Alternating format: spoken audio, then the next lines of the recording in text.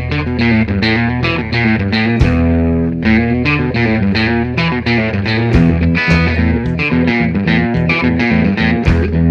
a todos e benvidos un día máis a Cotío. Como xa sabedes, o noso espazo de entrevistas en Badal Televisión. Hoxe está con nós Adela Figueroa para falarnos do seu libro, a súa primeira novela, a pesar de que xa ten experiencia en publicar, pero máis no eido da poesía, para contarnos un pouco de que vai a súa obra. Que tal, Adela? Benvida, como estás? Hola, boa tarde.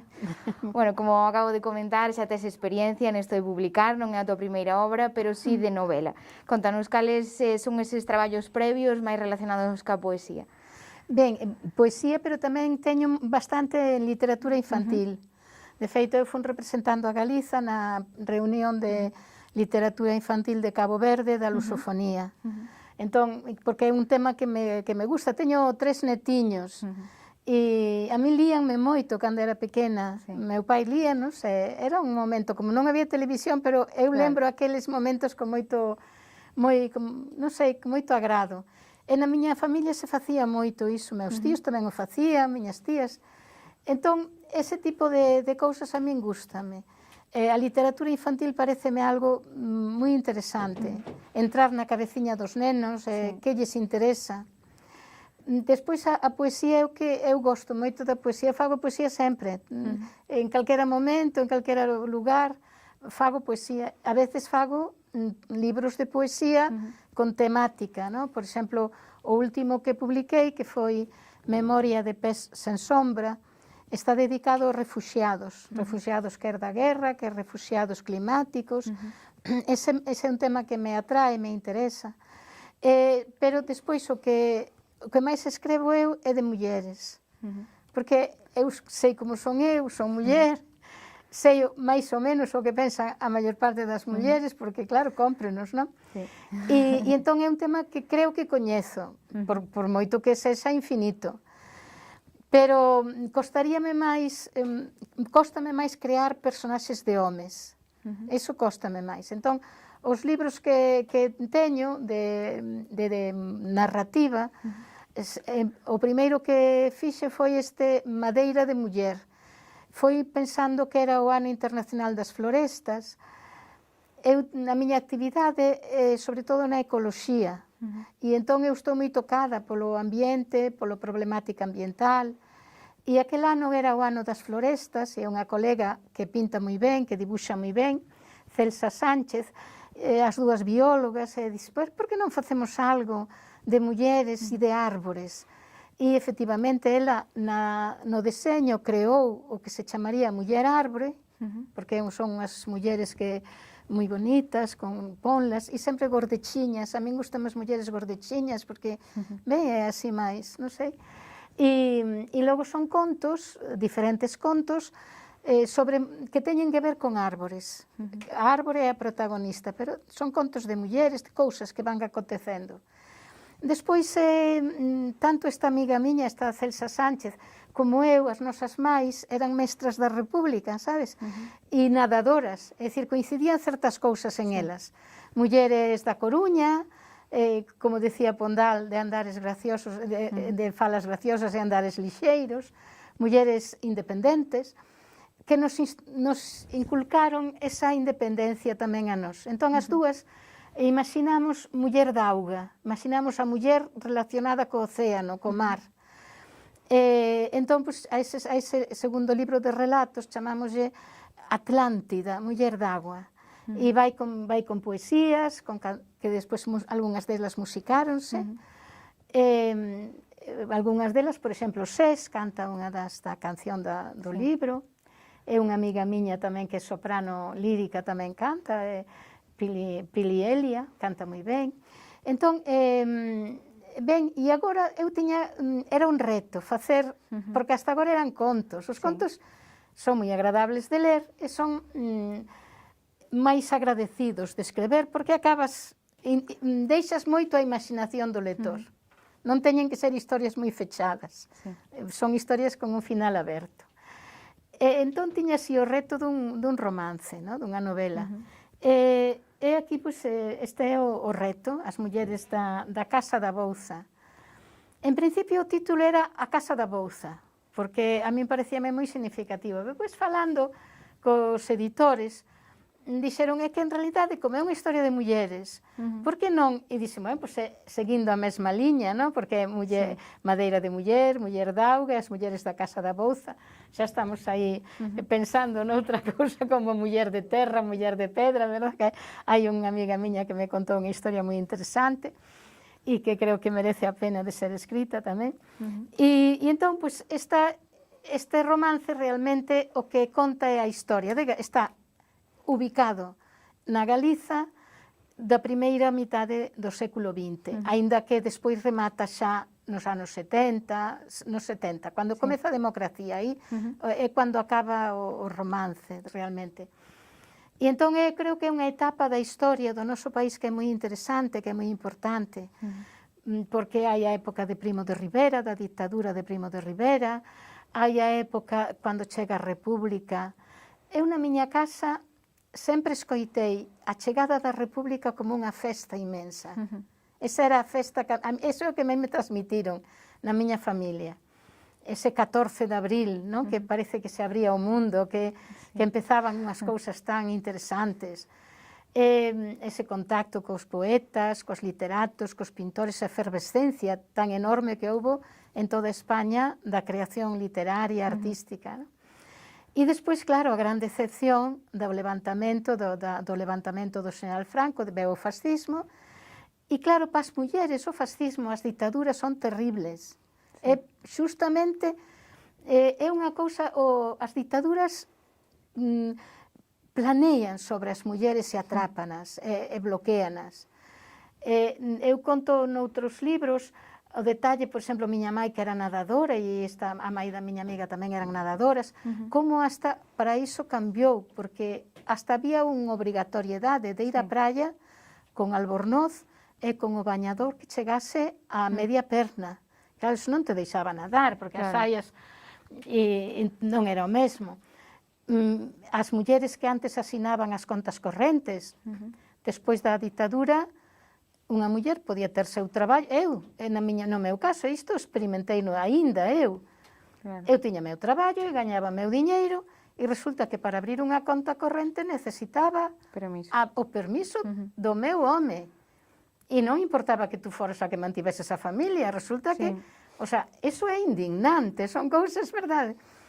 E eso son consecuencias da dictadura. Entón, esa me parecía moi interesante, e como se saiu desa dictadura daquela maneira, pero ese agromar outra vez, máis suave, non tan festivo, porque non foi tan festivo o dos anos 70. Entón, pois, bueno, pois era esa etapa da historia na Galiza e das mulleres.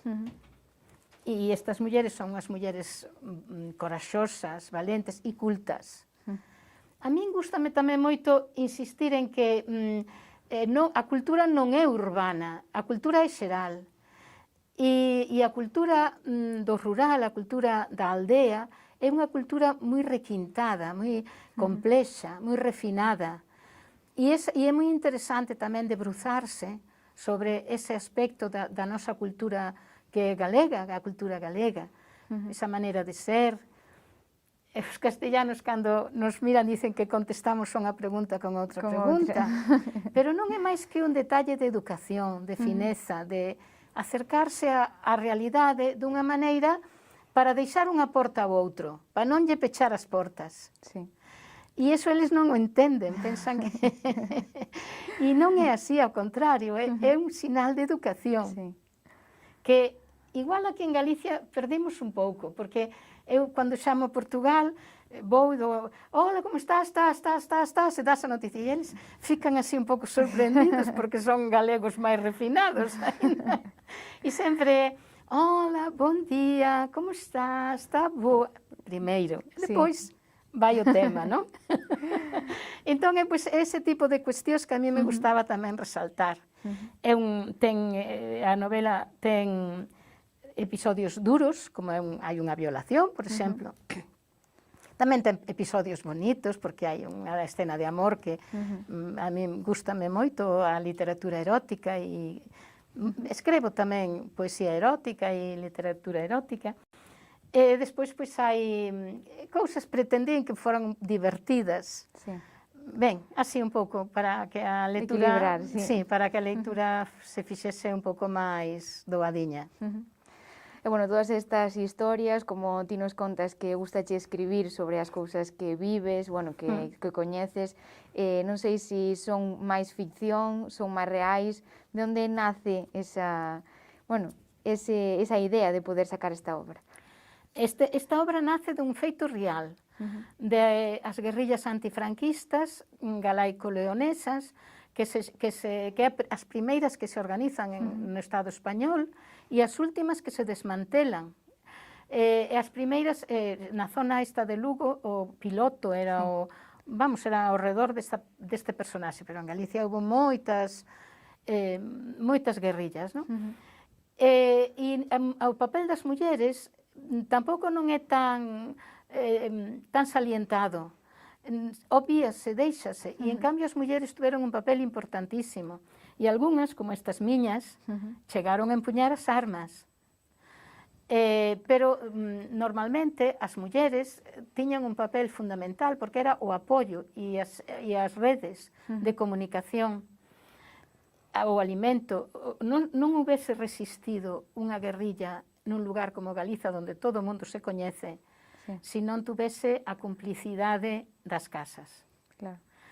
É dicir, temos dúas cousas importantes, unha floresta, un bosque, e temos a caridade ben entendida das casas.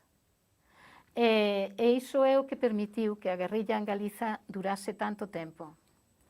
E elas, pois, na realidade, estas mulleres marcharon, foron emigrantes, conseguiron marchar e se fixeron mulleres moi ricas. Non sexa unha delas, que é a máis intelixente. Isto non é a realidade.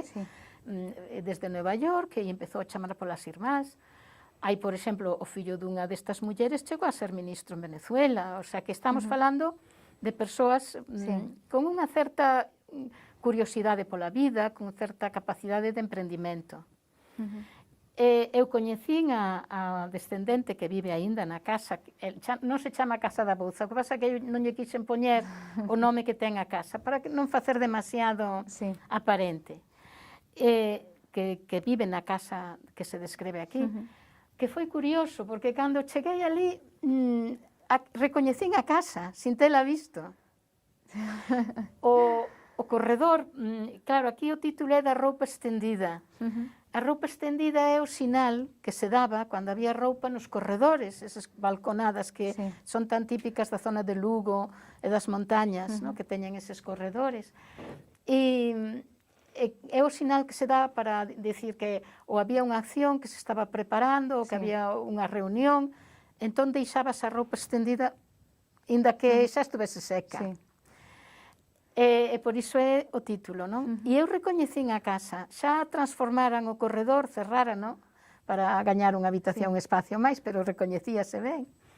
Nas cortes, donde esconderan a dinamita, donde se escondía a dinamita, en fin, eu recoñecín a casa, levei así moita emoción cando estiven ali. Bueno, iso é o bo dun bo relato, non? Que con pouco recoñeces enseguida, non? Sí, sí. E, bueno, contanos, que sería o máis complexo de elaborar esta obra? Sabemos que pois non é a novela no que máis estabas manexada, pero cal sería?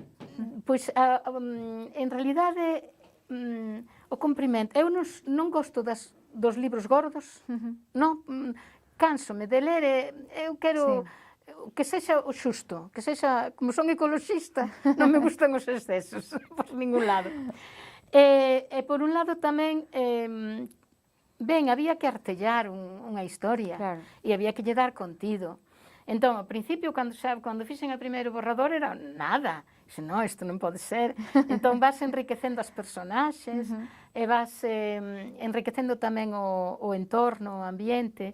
Descríbese moito a paisaxe aquí, porque eu creo que quen non coñeza Galiza é unha maravilla de diversidade, de paisaxes, aínda que a maltratamos, porque está moi maltratada, pero, no entanto, a natureza é poderosa, aquí a natureza ten moito poder.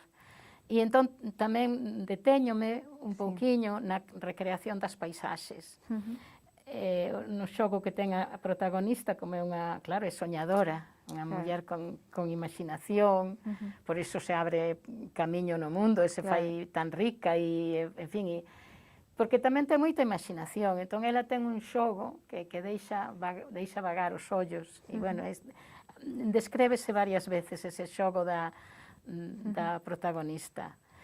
E, bueno, a protagonista, é guapísima e inteligente, e depois, na realidad, se ves a foto, é guapísima. A realidad, a muller real, tamén o é. Como debería ser. E, bueno, contanos, non sei se estás xa traballando en algún proxecto que teña un pouco que ver ca novela ou outros que teñas a medias. Con outras contaronme unha historia interesante, que a mí parece que merece. O que pasa que eu son lenta, non son de repente me poño, para poesía sí. Para a poesía, sí, agora mellor estou falando contigo, aí tes un laciño e tal, e digo, pois hai unha cuestión estética que me está chamando. Pero cando é a escrita, a narrativa, ten que cocerme na cabeza, necesito que coza. E entón, pois, sí que estou artellando aí unha historia que creo que pode resultar moi bonita, porque traspasa tamén os continentes. Temos que pensar que somos un país emigrante. Igual que recibimos a xente con calidez, calidamente, tamén nos fomos polo mundo adiante. Entón, esta historia tamén é Atlántida nese sentido, porque vai dun lado a do outro do océano, e creo que, pero necesito aínda armala un poquinho máis. Con tempo aínda. Si ten que ver tamén co Carballiño. Pois estaremos aquí logo de novo contigo falando desa nova obra. E, bueno, contanos un pouco, ahora gustaríame remontarnos aos inicios. Sabemos, bueno, como ti nos comentaches, que eres bióloga e tamén profesora no ámbito das ciencias.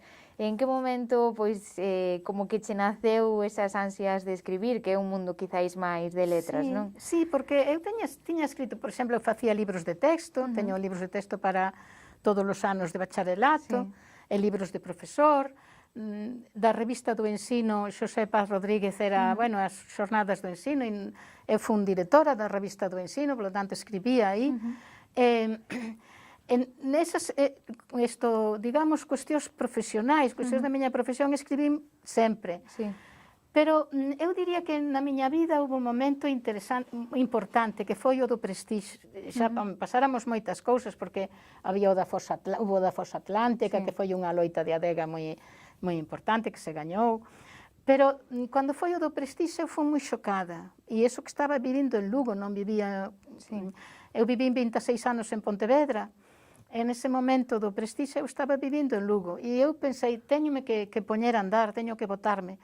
E foi cando me reincorporei á adega, que eu fui fundadora de adega, pero estaba, como marchara de Pontevedra, pois estaba desligada. Entón reincorporeime. E sentín fui moi tocada por ese drama ambiental. E logo, a seguir, foi a guerra de Irak, non sei se, bueno, te lembras, e eu creo que esa foi a primeira poesía que fixe na miña vida, cando bombardearon Irak. Me tocou tanto no espírito, fun tan xocada, fun tan así, tan impactada, que me pensaba naquel lugar donde se xenerou a civilización occidental, pode ser, entre o Tigris e o Éufrates, ou onde se pensa que estaba o paraíso. Bueno, eu creo que o paraíso estaba aquí na Galiza. Na miña familia sempre dixeron que o paraíso estaba cerca de Betanzos, nun lugar que se chama Chelo, porque se chama Chelo porque é o ceo. Na miña familia din iso. Pero oficial, vamos, a cultura, a agricultura, no creciente fértil. Pensar que se iban a botar bombas ali naquel lugar tan refinado, con tanta cultura e con tanta historia, me doía moito. E vía moi injusto. Entón, como estaba moi afectada polo Prestige, ese foi o primeiro libro. Chamase Vento de amor ao mar. Eu mantive sempre moi boa relación con Isaac Díaz Pardo, e faleille, dixe, mira, teño aquí un feixiño de poesías, bueno, aquelo era un feixe desorganizado, de poesías, porque eu nunca fixera, simplemente foi unha cosa intuitiva, así, emotiva, e díxome, a min interésame, dalle forma. E houve unha amiga miña, Pilar García Negro, que é unha grande escritora, bueno, é unha autoridade na literatura, en Galicia, e ela, sin decirme nada, fíxome o favor de, dixo, mira, se non te parece mal, dinlle así este xeitiño, organizou, no? Sí. Aquel feixe así, informe de poesías así afectivas, ela deulle forma de libro. Entón, ese foi o primeiro libro que saquei, Vento de amor o mar, e despois a aberta así aquela xanela, dixen, esta xanela non a podemos deixar pechar. Gustouche e colleche ritmo, non? E claro, tamén era cando se empezaba moito a resaltar o problema da violencia sobre a muller, os matar as mulleres que morrían. Bueno, e eu tamén estaba afectada por ese tipo de cuestións. Entón, sacamos esta xanela aberta. Enseñamos xa tamén a miña amiga, esta que pinta moi ben, foi aí, fixo todas as ilustracións. Abre a xanela María, deixa entrar a luz do día, luz da noite, noite luz que te acompañan, que te guían. É un ritmo rápido, son poesías así de ritmo rápido, pero que reivindican a cuestión femenina. E Díaz Pardo, cando mirou os dibuxos, dixo, isto non pode ir en branco, isto ten que ir a cores. Entón, fixo un libro moi bonito, saiu un libro moi bonito. Despois, xa a partir de aí, sempre utilicei a poesía como complemento do que é o texto, o texto, así, non sei, así te contestei as túas preguntas. Pero córtame, porque a mí, se me deixan falar, non me aforcan. Nada, non te preocupes. Bueno, pois estamos encantados de que viñeses aquí, onda nós, a contarnos a túa historia, e tamén de que viñeses a presentar o teu libro aquí ao Carballiño. E eu tamén, encantada, e moi agradecida a miña amiga Pilar, que vai presentar hoxe. Xa nos coñecemos desde hai moitos anos, porque estamos en Adega, loitando aí polo medio ambiente, e agora nunha asociación que se fundou para preservar o patrimonio de paz de Xosé Paz Rodríguez, e entón estamos aí as dúas, e estou moi agradecida ao traballo que está facendo ela. Esperamos verte de novo por aquí, logo, con esa obra que nos deixaches aí entrever. Sí. Encantada de estar con nós. Bueno, pois moitas gracias a vos. E os nosos espectadores tamén moitas grazas por estar con nós, e vémonos mañá de novo en Acotío.